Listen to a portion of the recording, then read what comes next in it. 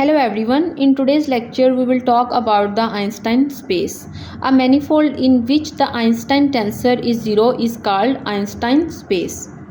You know that in the previous lecture I have discussed about the Einstein tensor and we have also done its derivation, and it is equal to this one.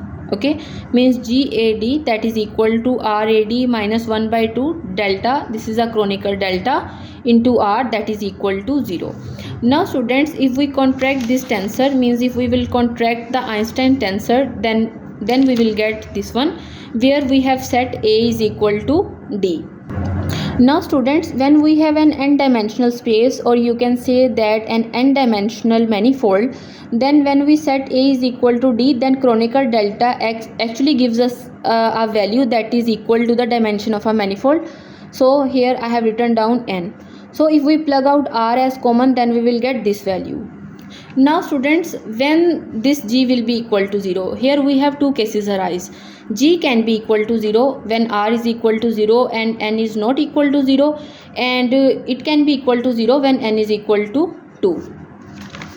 So this is all the things that I have written down here. Means if n is equal to 2, then Einstein scalar G is always 0 and every space has G is equal to 0 in 2 dimensions.